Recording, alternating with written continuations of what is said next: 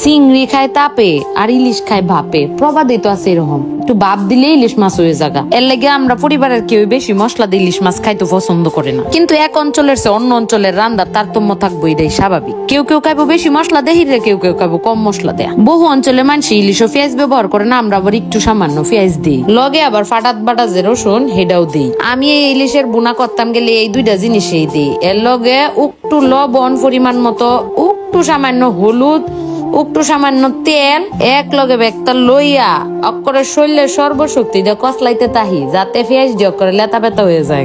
অবশ্যই এই দিনের পেঁয়াজ দি বাসার খালারে দেখা কাটাইছি যে এর লেগে বেসা আয় রইছে। আর আমি যদি কাটি তে অক্করে মিহি মিহি হয় পেঁয়াজ দি।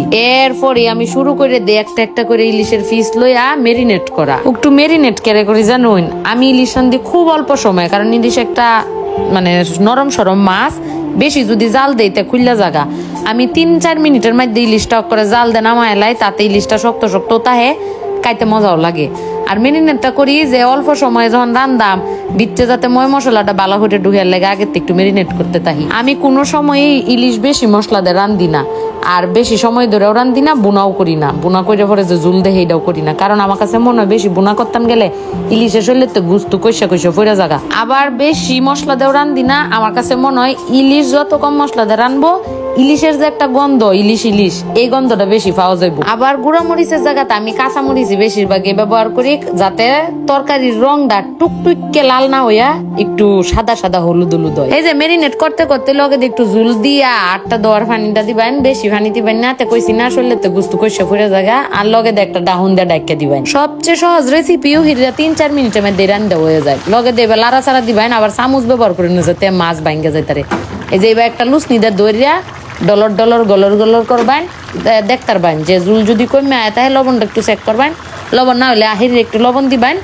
আর এর মধ্যে 4 মিনিটের মধ্যে দেখবেন এই যেরকম লস লসা জুল যে ভালো হইব, এগুলো সুন্দর করে নামাই আলবেন। নামাইয়া যদি ওভেন প্রুফ বাটি হয় তো লগে লগে ডাল আলবেন। আর আমার লাগান ওভেন প্রুফ বাটি আছে না, এটা ডাল ছিলাম, ডাল 2 ভাগ হয়ে আসছে। পরে তে একটু তরকারিটা ঠান্ডা হয়, এরপরে আমি বাটির মধ্যে ডালি। এই যে দেখুন তরকারিটা ঠান্ডা হয়েছে, ডালার সময় আমি এই প্রসেসে ডালি যাতে মাছটি না ভাঙে। যে কোনো তরকারি আমি খুব সুন্দর পরিবেশন করি। আমার কাছে মনে হয় খালি সুন্দর রানলে হইতো না, দেখতেও যাতে সুন্দর লাগে, সামনে যে বেলা টেবিলে তো যাতে দেখলে খাইতে মন চায়, হেবা আমি সব বেলা ডিজাইন হয়ে যাই টেবিলের মধ্যে মাছটি সাজাই।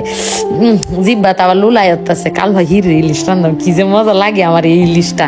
আর এই যে আপুরা আমার কাছে এই রেসিপিটা চাইছিলেন, যারা রানতেও পারে না, আমার কাছে মনে হয় হেরা ডিম বাজির পরে সবচেয়ে সহজ রেসিপি হইলো আমার ইলিশ বুনা। কিন্তু আমি আমার সব তরকারিতে কাঁচামরিচ আর হলুদটাই ব্যবহার করি বেশি, এর লাগে রান্দার পরে তরকারির রং দেখলে মনে হইব করে খাটি সোনা।